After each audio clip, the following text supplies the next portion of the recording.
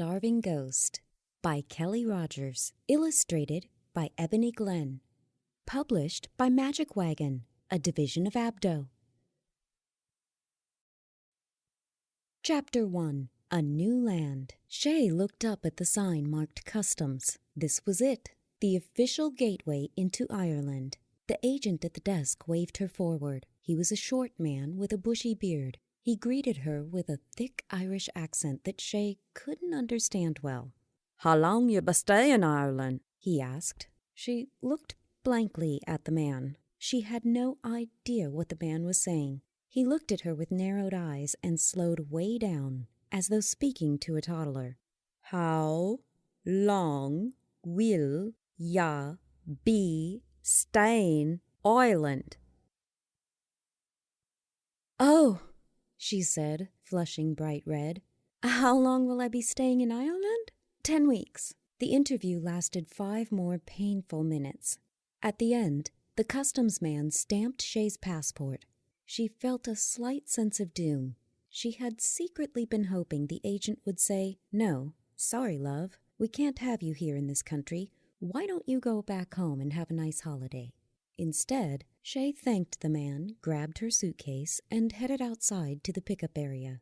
Shay thought of her little sister, Erin. Erin was probably sitting on the beach right now. Erin was too young to travel abroad, so she had been sent to California with their Aunt Karen. Aunt Karen worked as a kayak travel guide. She spent her days giving ocean tours and talking about the wildlife. Erin was going to help her clean the kayaks and learn all about the animals. Erin was going to be able to wear a swimsuit all day, and Erin could drink as much free lemonade as she wanted. Unlike her spoiled little sister, Shay would be spending her days feeding sheep and cleaning up sheep poop and whatever other gross farm chores her uncle gave her.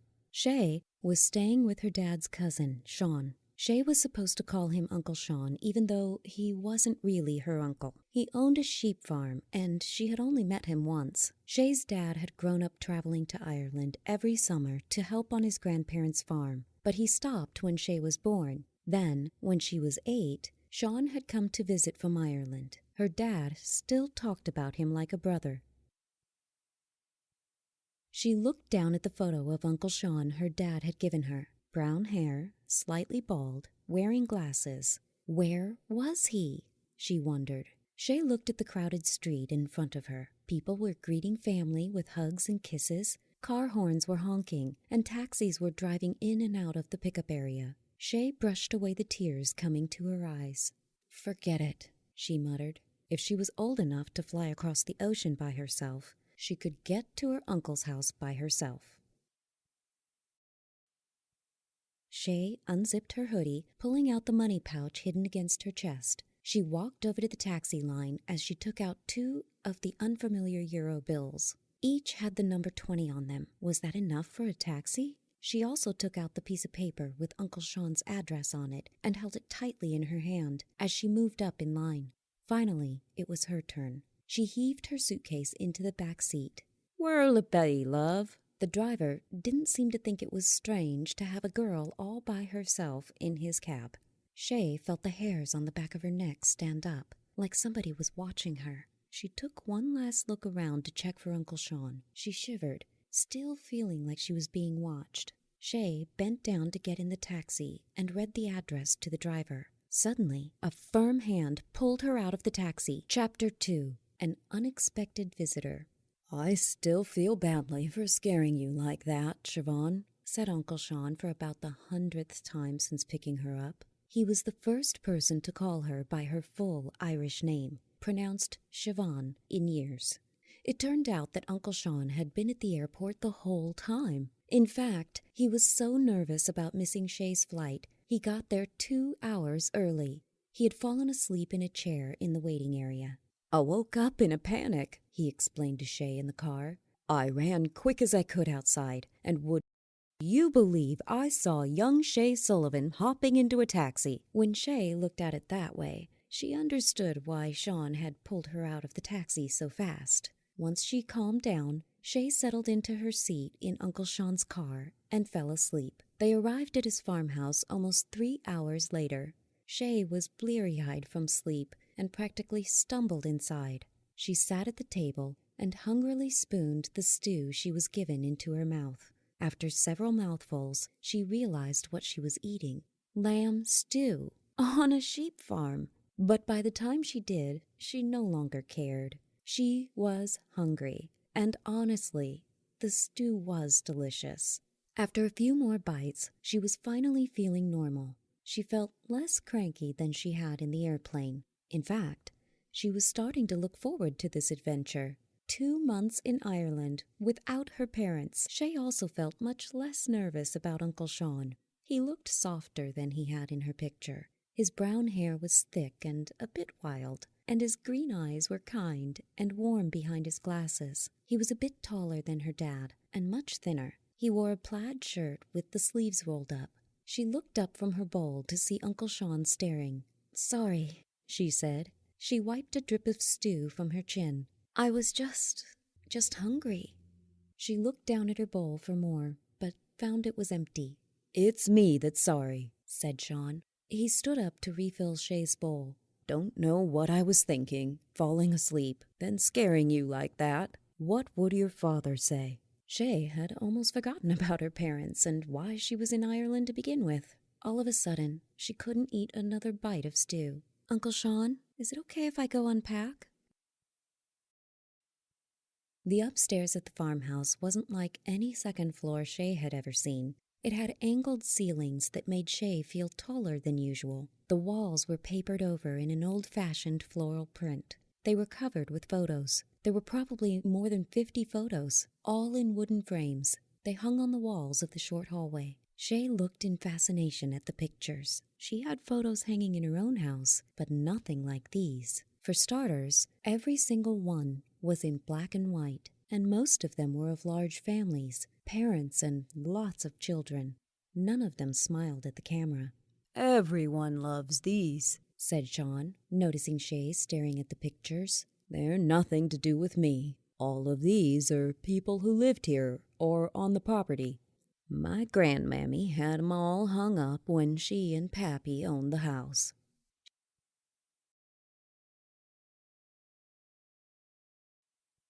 Shay nodded, only half listening. She was drawn in by one of the photos. It was a family of 5, a mother, a father, 2 girls, and a boy. The younger girl was about Shay's age. She wore a plain white dress. Her long blonde hair was caught up in a braid. Her eyes had dark shadows underneath them. She almost seemed to be looking right at Shay. "Do you know who this is?" Shay pointed at the picture. Sean shook his head. "Whoever it is, she's long gone. These photos date way back, most of them to the 1800s even." Sean pointed to the door at the end of the hallway, one of only 2. "That's your room for the summer." Was it her imagination, or was he trying to change the subject? The room was small and had a sloped ceiling just like the hallway did. It was sparsely furnished, a bed covered in a green and blue patchwork quilt, a wardrobe instead of a closet, and a short, wide dresser with a mirror hanging over it. A thick layer of dust covered the furniture.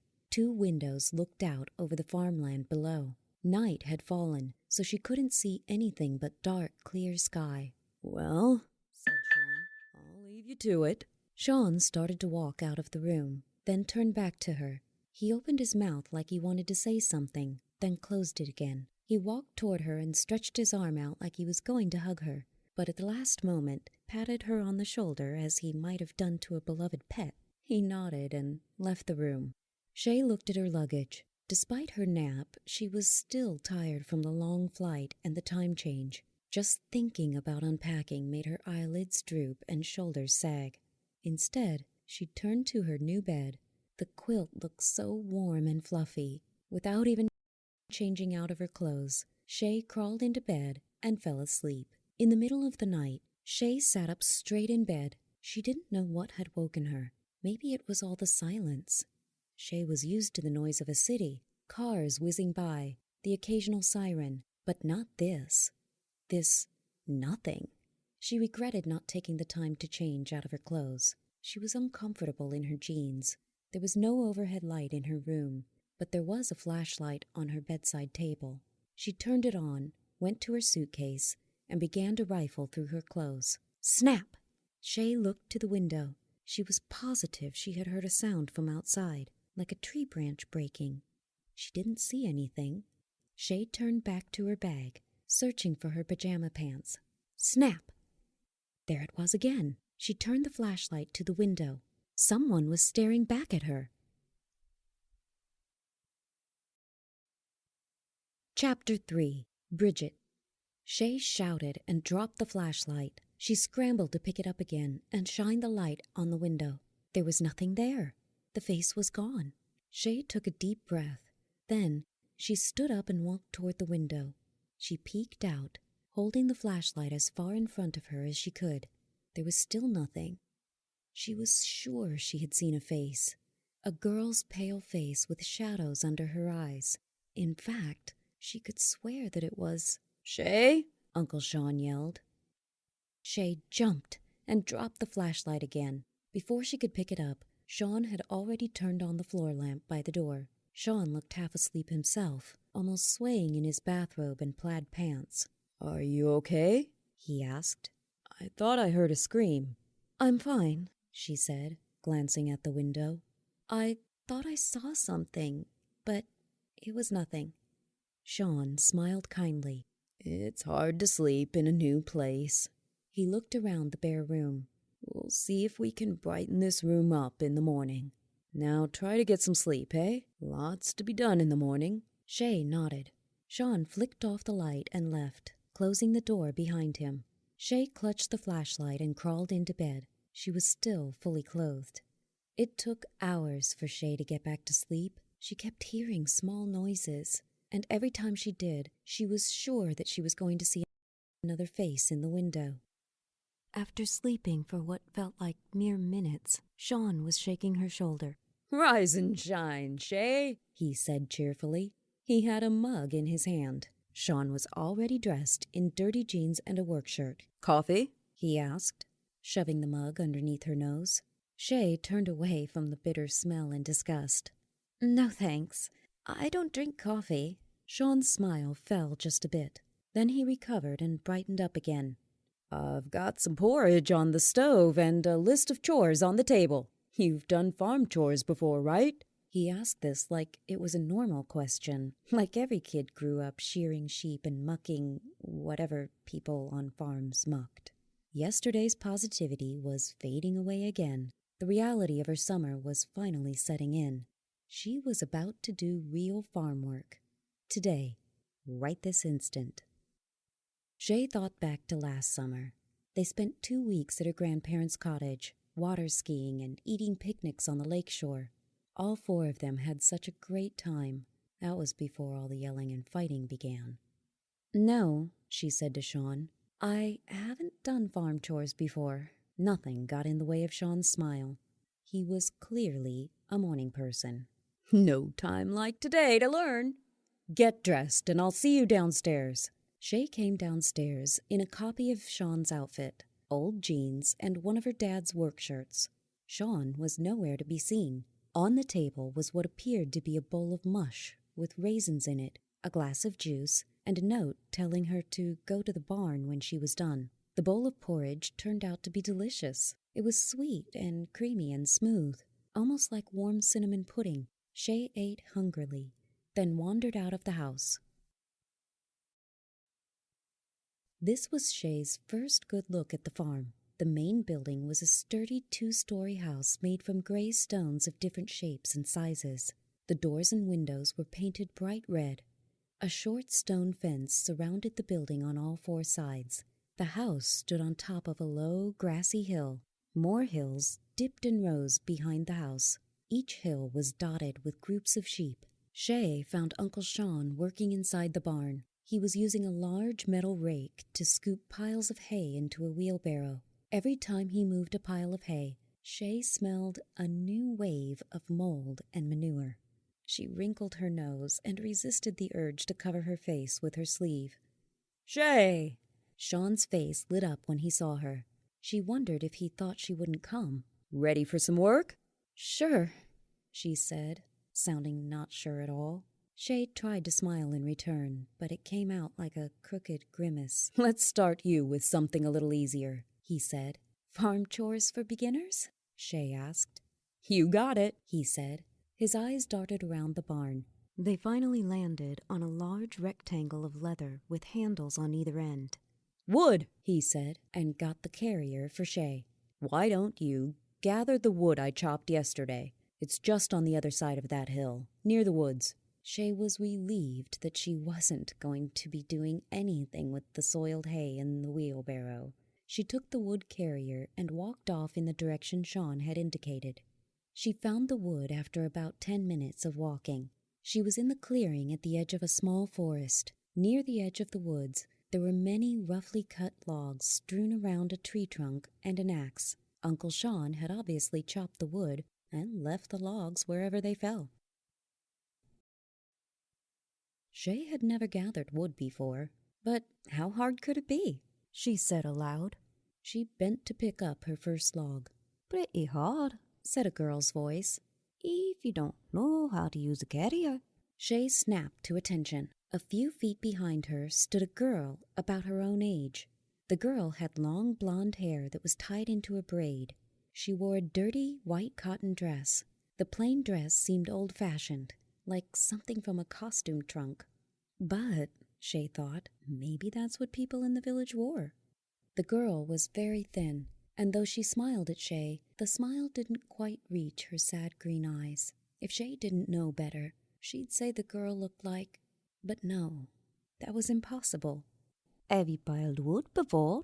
The girl had a thick Irish accent. Her vowel sounds stretched long, and she rolled the R in before. "No, but there's a first time for everything," Shay said. Uncle Sean's positive attitude was growing on her. "I'm Shay. I'm staying here with Uncle Sean for the summer." Shay didn't know who this girl was, but she knew that she'd have a better time this summer if she could make a friend. She waited for the girl to say her name. The girl just continued to smile a little sadly. Finally, Shay asked, "Who are you?" The girl shook her head slightly, as though she was snapping herself out of a trance. "Me?" she asked. "I'm Bridget. She looked off into the distance behind Shay. She shook her head slightly and put a bigger smile on her face before meeting Shay's eyes. "I'm just Bridget." "Hi," said Shay. She was feeling nervous, and when she got nervous, she talked. "Do you know how to pile this properly? It's my first ever farm chore." She started to move logs onto the carrier. "My little sister's with our aunt in California," Shay continued. "I'll bet the only chore she's doing is filling up her lemonade glass." Shay had piled 4 logs on the carrier. She tried to lift it by the handles. She couldn't add any more without dropping the ones she already had. "Hey, Bridget, do you think you could put this last one on top?" Shay kicked a log at Bridget and sent it rolling down the hill toward her. "No, I don't think Bridget began. But it was too late. The log rolled right through Bridget's feet. Chapter 4. The Cottage. Shay shrieked and dropped the logs she was carrying. All 3 logs followed the first one. They rolled right through Bridget's feet. Shay started to back away quickly up the hill. "Wait!" shouted Bridget. Shay stopped. Bridget took a few steps toward her until the 2 girls were standing eye to eye. Both were thin. Both were tall. Both had long hair. If it weren't for Bridget's old-fashioned clothes, someone looking at them would have thought they were just 2 friends meeting on the farm. "Are you a ghost?" Shay asked. Bridget looked down at her body. It wasn't see-through. It didn't shimmer. It looked solid. "I'm not alive," Bridget replied slowly. She tried to pick up one of the fallen logs. Her fingers swept right through the wood. "I guess I am a ghost." "What happened to you?" Shay had been ready for an adventure this summer, but she hadn't expected to meet a ghost. Bridget shuffled uncomfortably. "I don't know. I don't remember what happened." She looked wistfully at the land around them. "I know that I lived here," she said. Shay looked around the rolling hills, too. There were no houses anywhere. Where? She asked, confused. Follow me. Come on. Bridget started running down the opposite side of the hill. Her braid flew behind her. Shay slowed to a stop in front of a broken-down cottage. It was made from stones, just like Sean's house was. But these stones were covered in brown mold. Most of the roof was missing. Thick grass grew tall inside the house. Bridget waited outside of a doorway, leading inside the abandoned cottage. Shay caught her breath. Then Shay asked, "So, this is where you used to live? With who?" Bridget looked sadly at Shay. "I don't remember anything." Then Bridget's face lit up unexpectedly. "But maybe you know." Shay laughed uncomfortably. It was strange, just now. Bridget seemed like a normal girl. Shay found that she truly wanted to help her. She answered slowly, "Maybe I can help you find out." Bridget jumped up and down and clapped her hands. "Really?" "Sure," said Shay. She looked expectantly at Bridget. "So, should we go in?" Shay stepped inside the cottage. Shay could see the whole cottage. It was simple, just 2 rooms. There was a large main room, and behind it was a second room with a loft above. The floors were made of tightly packed dirt. "Where did you sleep?" Shay asked. She turned, but Bridget wasn't behind her. She leaned her head out of a window, but Bridget didn't seem to be anywhere. Then she heard it, the sound of a child giggling. The hairs on the back of Shay's neck stood up. A strong wind blew through the cottage. She whipped her head around. There it was again, a giggle. She was sure it was real. It was coming from the back room. "Bridget?" she called as she walked to the back of the cottage. Maybe there was a second door Bridget used? "Shay!" Shay felt so relieved to hear her friend's voice. She looked around, but she couldn't see Bridget. There it was, another giggle, and the sound of footsteps overhead. Bridget must be somewhere above her. Shay stopped and looked up at the lofted floor. A ladder leaned against the wood floor above her. Shay tested the first rung of the ladder. It seemed sturdy enough, so she began to climb the ladder slowly, 1 rung at a time. She was almost to the top of the ladder. She reached her hand up to grab the lofted ceiling.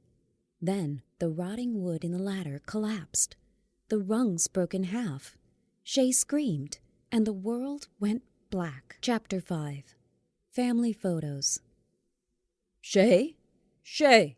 Uncle Sean was patting her cheek and saying her name. Shay opened her eyes. "Oh, thank goodness," Uncle Sean said. He slumped back on his heels and put his hands on his face. "When you didn't come back, I came looking for you. I saw you walk into the cottage. Next thing I know, there's an almighty crash. And here you are on the floor." Shay sat up. She blacked out for just a moment.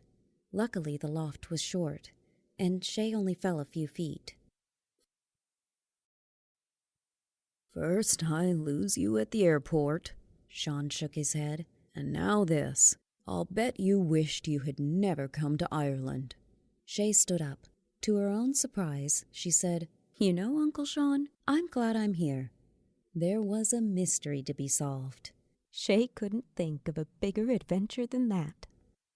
Bridget was nowhere to be found. Working slowly, Shay and Sean gathered her logs together. After lunch, Shay was feeling good enough to get back to work. That day, she learned how to feed the sheep and freshen hay. While they worked, Shay asked Uncle Sean what he knew about the ghost haunting his fields. "Sean, do you believe in ghosts?"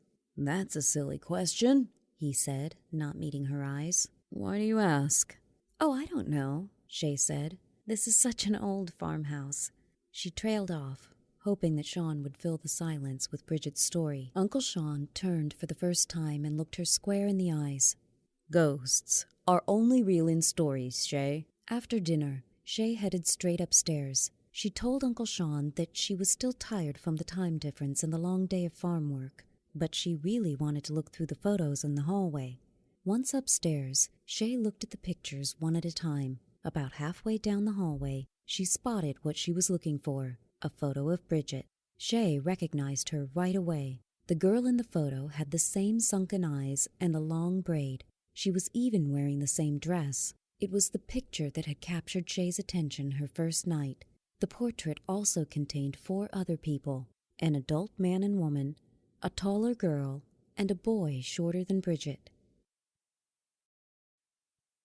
She had a family, Shay said to the empty hallway. Seeing the family, the 2 parents side by side, made Shay feel a pain deep in her stomach that had nothing to do with her dinner. She grabbed the photo off the wall and brought it to her bedroom. Shay propped it up on the dusty dresser. "Bridget will be so happy to see you tomorrow," she said to the framed picture. Then Shay changed into her pajamas and crawled in bed. She immediately fell into a deep and dreamless sleep. Crash! Once again, Shay jolted awake. She looked around, for a moment forgetting where she was. What had woken her up? Shay swung her legs out of bed. She stood and looked for the source of the big crash. She found it just outside of her room. A photo from the hallway had fallen to the floor. Shay picked it up. In it, there were 4 people. She rushed to her room and picked up the photo of Bridget's family. Shay's heart sank when she realized the truth. The second photo was of Bridget's family, but without Bridget. Head hung and heart heavy, Shay moved to put the frames back on the dresser. What would she say to Bridget now? She was about to set the pictures down, but stopped when she saw something strange. The thick layer of dust on the dresser had something written in it. The word was written in clear, bold letters. Hungry. Chapter 6. Hungry. When Shay woke up the next morning, the first thing she did was check the dresser. There was nothing but dusty fingerprints on the surface. "You're imagining things," she told herself. She quickly got dressed for another day of farm work and headed downstairs. Uncle Sean sat at the table, but there was no breakfast, no pot of coffee bubbling on the counter. "Morning, Shay," Uncle Sean said. "I was thinking this morning we could head into town. I'll take you to my friend's pub. We'll have a real Irish breakfast." Shay was itching to get back to the cottage. She wanted to see Bridget, but it was clear from Uncle Sean's manner that he wouldn't take no for an answer. "Sounds great," she said. After just a few minutes in Uncle Sean's truck, Shay found herself in front of yet another stone building. A simple wood sign outside told Shay that this was Mulligan's Pub. Uncle Sean led her inside to a seat at the counter. They were immediately greeted by a woman around her mother's age. She was wearing a cream-colored shirt and had brown curly hair tied back in a blue bandana. When she saw Shay, she smiled warmly and extended her hand. "Well, this must be the famous Siobhan Sullivan I've been hearing so much about. Sean's been talking of nothing but you coming for weeks." The woman winked at Uncle Sean. To Shay's surprise, he blushed. "I'm Moira." "Shay," Shay replied, shaking her hand. "Well, Shay, what'll you be having this morning?" Moira asked. Uncle Sean answered for them both. "2 full Irishes, Moira. Thanks." Moira went back to the kitchen, then came back to Shay and Sean. She leaned her elbows on the bar like she was settling in for a long chat. "So, Shay, how are you liking the old Sullivan farm?" Shay searched for the right words. "I like it," she said. "It's old." Both adults laughed. "That it is," said Moira. "Moira's a bit of an expert on the area," said Uncle Sean. "You've been asking questions. I thought you 2 would get along." Shay turned to Moira, eyes wide, ears ready. Moira began her story. "All the land the Sullivan farm is on now used to belong to many families," she said. "They worked together to farm the land. Then they shared the crops and profit." "So the old cottage I found," began Shay. "Yes, another family owned it. But in the middle of the 1800s, most of the families left Ireland for one reason or another." Moira and Sean glanced at each other at this. "And when they left on those giant boats, most could only afford to travel in steerage," Moira continued. "They had to leave most of their things behind. That's how Sean's grandmammy ended up with all those photos." The furniture, too, Sean added. I replaced the bed, but the other furniture in your room was there when I moved in. So the dresser... Bing! Shay's question was interrupted by a bell from the kitchen. That'll be your breakfast, Moira said, straightening up. Look, Shay, if you really want to know more about all this, you should go see my ma. She works at the Kilkenny local library in the village. Just ask for old Mrs. Mulligan. She'll set you right. Moira smiled and turned to get the food. I hope you like black pudding, Shay. When they finished eating, they returned to the farm. Uncle Sean enlisted Shay in another round of chores. It was afternoon before she was able to get away.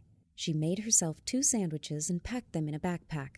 She also grabbed the pictures she had taken from the hallway. Shay was determined to learn more about Bridget. She wasn't going to stop because it was time to eat. She left the house and headed toward the place she met Bridget yesterday. "Bridget!" she called as she walked up the hill. Bridget was already there. She sat on the stump Uncle Sean used for chopping logs. The outline of an axe wedged into the stump appeared through Bridget's ghostly form. Shay shuddered, but tried to hide her discomfort. Bridget, meanwhile, had turned to face Shay. Her eyes were narrowed, and she pouted. "I've been waiting all morning for you." Bridget's voice was clearly angry. Shay was surprised. She had seemed so friendly the day before. "Sorry," Shay muttered. "I wanted to come right away. I was learning more about the farm." Bridget's face softened. "The farm," she said, as though she was remembering a sweet and sad memory. "This used to be my farm, too, I think." Shay nodded excitedly. She sat down next to Bridget. The whole story started tumbling out. She told Bridget everything she'd learned from Moira. She decided not to say anything about the photos just yet. At the end of the story, Shay grabbed her bag. Her stomach growled as she thought of all the farm work she'd done this morning. Shay unzipped her backpack and pulled out her 2 sandwiches. "I'm starving," she said to Bridget. "I've never worked so much in my life." Bridget didn't seem to hear Shay. She focused on the sandwiches. Shay unwrapped the first one and took a bite. She immediately felt better. "Do you remember anything else about the cottage?" Shay asked. Bridget shook her head as though to reset her thoughts. She smiled at Shay, a little coldly now. "Not much," she said, still watching Shay. Shay took another bite of sandwich. Through a mouthful of food, she said, "Who else did you live with?" Bridget's eyes swiveled back to the sandwich in Shay's hands. She watched Shay lift it to her mouth and take another bite. Then she said, "I don't know. I don't remember." Bridget didn't sound excited anymore, Shay thought. She was starting to sound upset, even angry. Shay wondered why as she took another bite of food. She chewed, swallowed, and took her final bite. Even after one sandwich, Shay was still feeling hungry. She picked up the second packet and started to unwrap it. "I can't think while you're eating," Bridget snapped. Shay looked up, startled. "I'm so sorry. Where are my manners?" Shay thought. "Do you want some?" Shay held out her arm to offer the jam sandwich to her friend. Bridget lunged greedily toward Shay's outstretched hand. Bridget's hand went right through the food. "I'm so sorry," cried Shay. "I forgot." But Bridget couldn't hear her. She was reaching out again and again, trying to grab the food. Her hair had come loose from her braid, and her lips curled in a snarl. She made a sound somewhere between panting and crying as she swiped and snatched and grasped and grabbed at the sandwich. "I just want to eat," Bridget finally screamed. Shay dropped the food on the ground. She curled up, away from Bridget. Bridget pawed at the sandwich one last time, but it was no use. She couldn't pick it up. Bridget looked at Shay. Her face was red. She had tears in her eyes. "I'm just so hungry."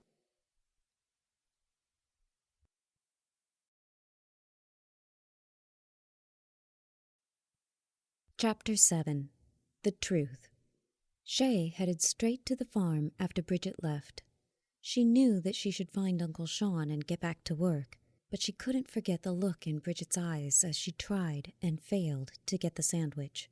She ran into the kitchen and scribbled a note to Uncle Sean. Went to see Mrs. Mulligan. Back by dinner. Shay. Shay had seen a bus stop at the end of the road. She walked to it and sat down on the bench. She didn't know how long it would be until a bus came, but she didn't care. She reached into her backpack and pulled out the photo of Bridget with her family. She looked into the girl's sad eyes. Shay didn't have to wait long. Moments later, a white and green city bus pulled around the corner and stopped in front of her. She got on the bus and paid her fare. The journey took almost no time. Before she knew it, Shay was walking through the doors of the Kilkenny local library. She felt like a detective. She ignored the books and computers and marched straight up to the desk labeled Information. The woman behind the desk looked like a storybook librarian. Her long gray hair was piled into a high bun. She wore a gray sweater, even though it was June, and a pair of glasses attached to a chain draped around her neck. "Are you Mrs. Mulligan?" Shay asked. The woman looked up from the computer she'd been working on. "I am," she said slowly, "and you must be Siobhan Sullivan from America. My Moira told me to expect you. I understand you want to know about the Sullivan farm." Mrs. Mulligan shook her head slowly. "Lots of sad stories in that place." Shay couldn't tell her story fast enough. She told Mrs. Mulligan about the cottage and the pictures. She left out the part about seeing ghosts. "And now, I just want to know what happened to her," Shay said. She took the photos out of her backpack. Mrs. Mulligan looked closely at the photos, her gaze shifting between them. She finally took her glasses off and looked directly at Shay. "It's the town archive you'll be wanting then." Mrs. Mulligan led Shay to a table with a large leather-bound book next to a computer. "This computer only has information about the town, and this book," she said, lightly touching the cover, "is our town record. Everyone who was born or died here is in this book. I'd start there, dear." Mrs. Mulligan pointed to a computer file titled Famine, 1845 to 1852. Then the librarian left the picture frames on the table and walked away. Shay clicked on the file and read the information greedily. She was skimming. Her brain was working too fast to read every word carefully. Words jumped out at her. Potato crop failed. No help. Starving. 1 million dead. Soon she had the story of what happened to Bridget. Shay removed the pictures from their frames. The dates written on the back of each photo confirmed Bridget's family lived in Ireland when 1 million Irish people died of starvation. On the back of the first photo was written, Walsh Family, 1846. On the back of the second, Walsh Family, 1848. Shay turned to the leather-bound book. She opened the heavy volume and flipped to the year 1847. There it was, written in clear black ink. Death, Bridget Walsh, May 22nd, 1847. Cause, starvation. Shay didn't see Mrs. Mulligan when she left the library. She boarded a bus back to the farm without paying attention to her surroundings. All she could think about was poor Bridget, who died because there wasn't enough food for her to eat. Shay kept thinking about Bridget as she exited the bus. She walked toward the cottage. What was she going to tell Bridget? But when she got to the cottage, all thoughts of what to tell Bridget disappeared. Bridget stood in front of the cottage with a bright smile. Behind her, the cottage was lit up by a deep golden glow. A fire flickered in the great room. Shay could hear the happy noises of people talking and giggling inside. Bridget waved her hands frantically. "Shay," she called. "Shay, you'll never believe it. I remembered what happened." Shay was astonished. She slowly approached the cottage and Bridget. For the first time, Bridget's skin was full of color and her eyes were bright. The tired, sunken look was gone. The smile on her face was genuine and reached all the way to her eyes. "I think I found out too, Bridget," Shay said slowly. "Fantastic!" Bridget jumped up and down and clapped her hands. "Well, don't you come in and tell me everything?" Bridget grabbed Shay's wrist and started to lead her inside the cottage. The ending is up to you. If you think Shay should yell for Uncle Sean and try to leave, turn to page 58. Or, if you think Shay should trust Bridget and follow her into the cottage, turn to page 65. Or, If you think Shay should ask Mrs. Mulligan for help, turn to page 73. Ending 1. The Switch. Nothing about what was happening felt right to Shay. The last time she'd been to the cottage, it had been broken down and abandoned. She had heard phantom sounds. She had been hurt. She wouldn't go in the cottage without help. "I think Uncle Sean should see the cottage," Shay said. She started to pull away. No, said Bridget. I think you'll come in right now. "Uncle Sean!" Shay screamed. She tried to step away, but Bridget lunged at her. She grabbed Shay's wrist and pulled her into the cottage. Shay fell hard to her knees. She stood up slowly. She brushed dirt off of her and rubbed her wrist. Earlier that day, Bridget hadn't been able to touch her sandwich. What happened? Shay looked around the cottage. She expected it to be different. When she approached it earlier, it was all lit up, but there was nothing new about the cottage. It was empty and eerily quiet. Shay couldn't even hear the sounds of the birds or the wind through the trees. She started to go out of the cottage. Bridget met her at the door. She looked different. Her smile was no longer kind. It was menacing. Her green eyes twinkled. There was something else different about Bridget. The ghost was no longer wearing her white dress. Instead, she was in a flannel work shirt and a pair of old jeans, just like Shay's outfit. Shay was scared to look at herself. When she did, she gasped. She was wearing Bridget's dress. What's wrong? Bridget asked wickedly. Shay tried to run out the door, but she was stopped as if she had hit a wall. She tried again, more slowly this time. Still, she couldn't get out of the door. Shay tried to climb out of the window in the front of the cottage. She couldn't, and she couldn't get out of the window on the other side of the cottage either.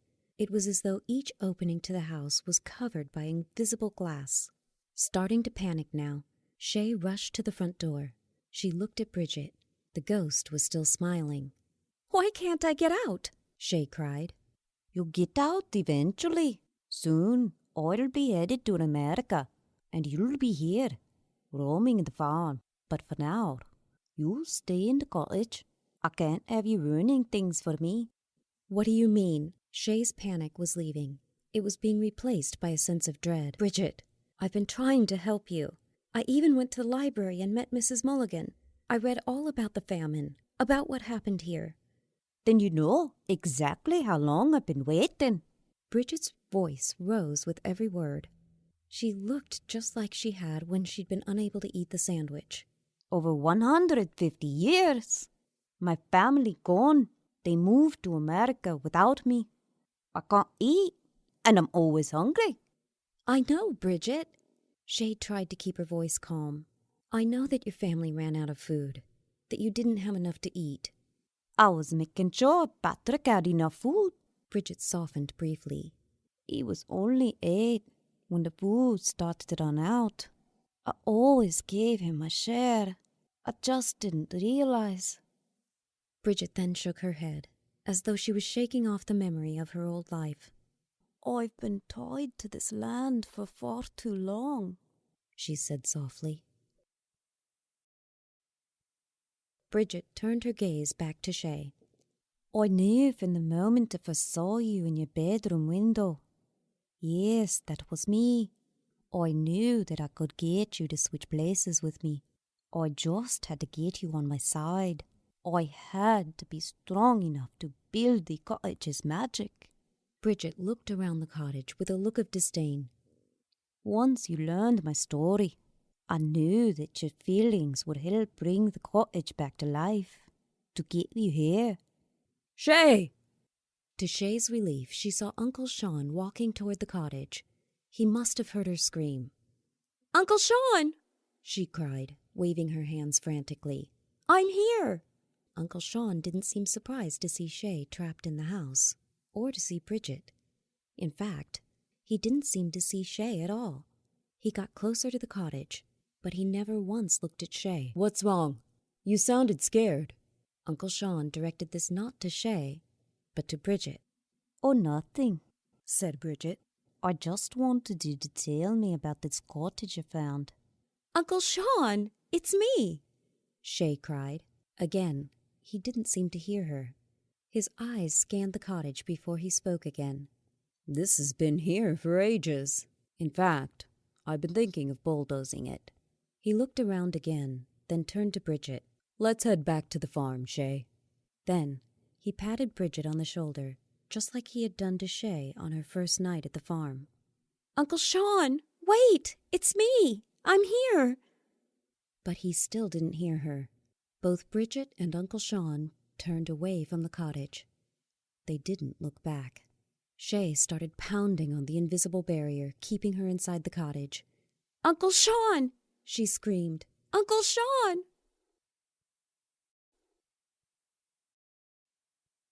Shay watched helplessly as her uncle and the girl who switched places with her walked off to the farm, ending to the tree.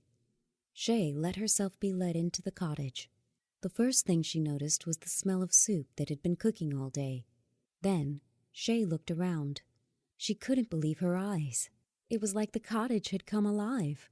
The fire was lit in the great room. Glowing lamps on the walls and table revealed the details of a home. There were 2 rocking chairs, each with a wool blanket draped over it. A pitcher of flowers sat on a wooden table. Then Shay heard it, the same child giggling that she heard the first time she was in the cottage. Then a young boy leaped into the great room. An older girl followed them. "That's my brother and sister," squealed Bridget. Her eyes filled up with tears. The boy and the girl didn't seem to notice them. They kept going up the ladder to the loft of the cottage. Both girls looked over at an old iron stove where a woman stirred a pot of soup. She bent over to pull a fresh loaf of bread out of the oven. Then she turned around to place it on the table. "Mother!" Bridget cried. But the woman, like the boy and girl, didn't seem to see or hear her. Bridget turned to Shay. She had tears in her eyes, but she was smiling. "This is my family, Shay. This is where we used to live." Bridget led Shay to the rocking chairs by the fire, and the girls sat down. "I couldn't figure out why I was so angry today," Bridget began. "When I couldn't take your sandwich. It was like something else took over. I couldn't control my anger." Shay remembered the crazed look in Bridget's eyes when she said she was just hungry. Now it made sense. "I couldn't figure it out. I hated that I got so mad at you. So I came back to the cottage to think. Then it came to me." Bridget watched her mother set 5 blue bowls on the table. She began ladling soup into each one. "There wasn't enough food for us all, you see," Bridget continued. "The potatoes all rotted. We ate potatoes for every meal. That soup," Bridget nodded to the table, "is made of potatoes." "Patrick! Maggie!" Bridget's mother called. The boy and girls scrambled down the ladder. They took seats at the table.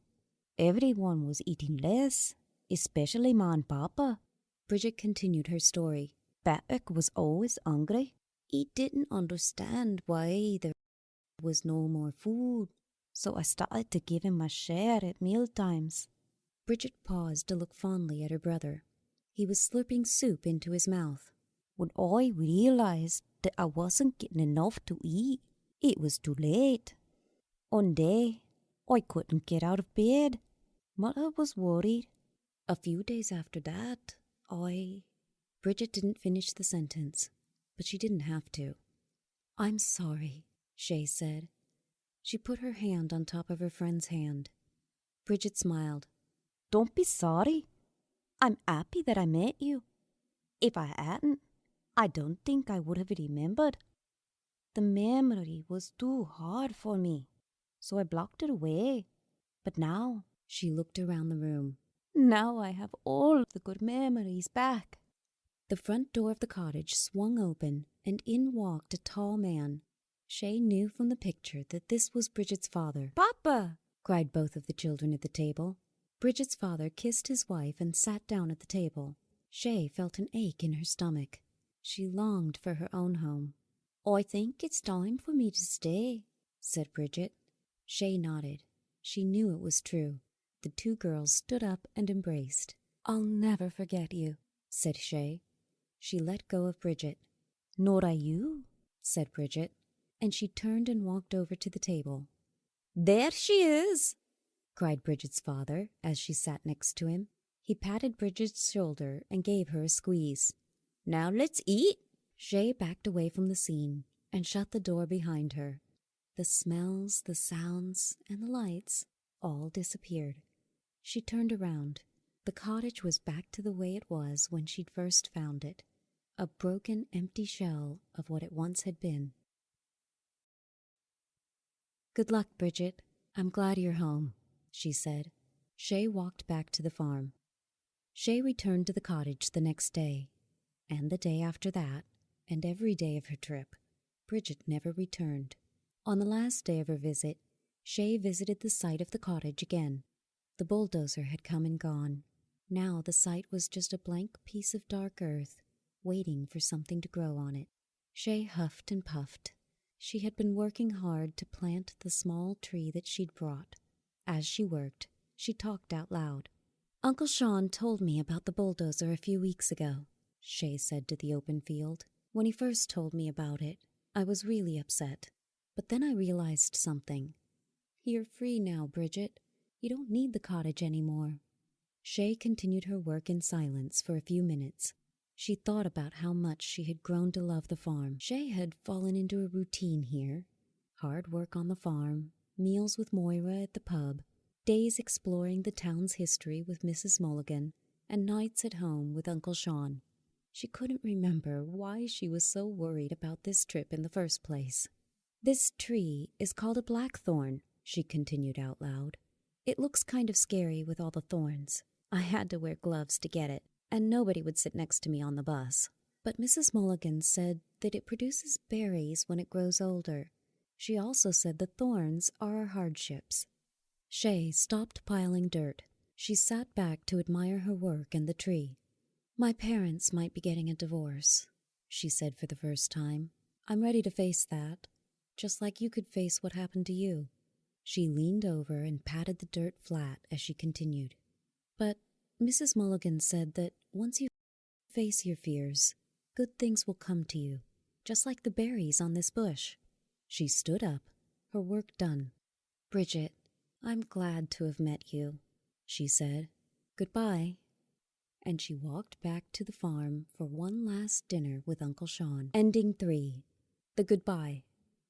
"She said she couldn't come with me to the farm, and then she burst into tears," Shay told Mrs. Mulligan. It was about an hour later. Shay was sitting in Moira's pub next to Mrs. Mulligan. Shay had promised Bridget she would return. Then she immediately ran to find Mrs. Mulligan.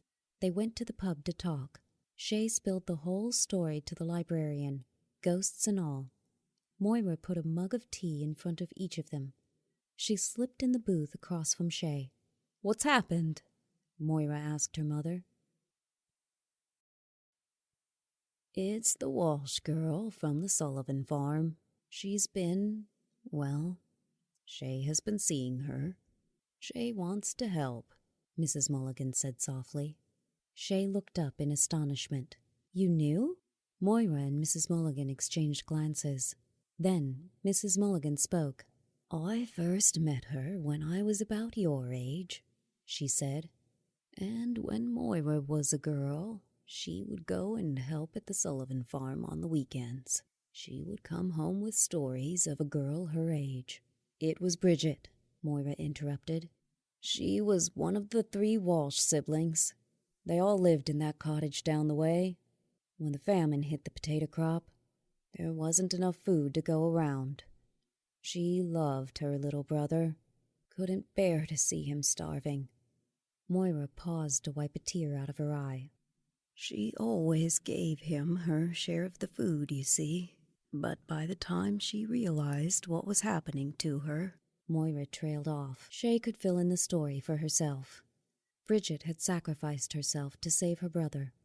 Mrs. Mulligan reached across the table and patted her daughter's hand. "Now the real question is," said Mrs. Mulligan, "how can we help young Miss Bridget? I think maybe she needs some encouragement to leave." Mrs. Mulligan led Moira and Shay back to the farm. If Uncle Sean thought it was strange that the librarian and the pub owner were strolling through his farm in the middle of the day, he didn't say anything. In fact, he acted as though he expected to see them. He dropped his rake and fell in line with them. He put his arm protectively around Shay as he walked. When they got to the edge of the cottage, Mrs. Mulligan nudged Shay. "Ask her to come see us." Shay poked her head into the cottage. "Bridget?" Bridget was balled up in a corner. She looked like she hadn't stopped crying since Shay left. "Bridget, can you come out to talk to us? I brought Uncle Sean and some other friends." Bridget didn't say anything. She got up to follow Shay. They couldn't hold hands, but Shay walked close to Bridget. When the girls came out, the 3 adults were standing in a circle. They had their hands clasped together. "I'm going to leave here soon, and I think it's time for you to leave too," said Shay. "I think you should be with your family." "Join us," Mrs. Mulligan said. "Shay, hold our hands. Bridget, we need you in the middle, love." Mrs. Mulligan spoke first. "Bridget, you have brought so much joy to the lives of others, but now it's time for you to go." Bridget didn't seem surprised to see them. In fact, a look of recognition, of serenity passed over her face. "Caitlin," she said. "you've grown so old." "I have grown old, love. Many years ago, you and I used to play on this land. My daughter, Moira, remembers playing with my ghost friend, too." Mrs. Mulligan squeezed Moira's hand. Moira spoke next. "Bridget, I'm sorry I stopped coming to see you. I loved having you in my life, but now it's time for you to go." Moira started crying again, slow tears. Then it was Uncle Sean's turn. "You'll always be a part of this farm, Bridget, but it's time for you to go now. Your family needs you." Uncle Sean squeezed Shay's hand. She knew it was her turn. "I'm glad that I met you, Bridget. I wanted to help you." Bridget jumped in. "You did? You did help me. I wanted a friend so much. It's so lonely here without friends my age." Her voice trailed off. "I understand," Shay said. "You helped me too. My parents have been fighting. I think they're getting a divorce. That's why I'm here." They wanted the summer to sort things out.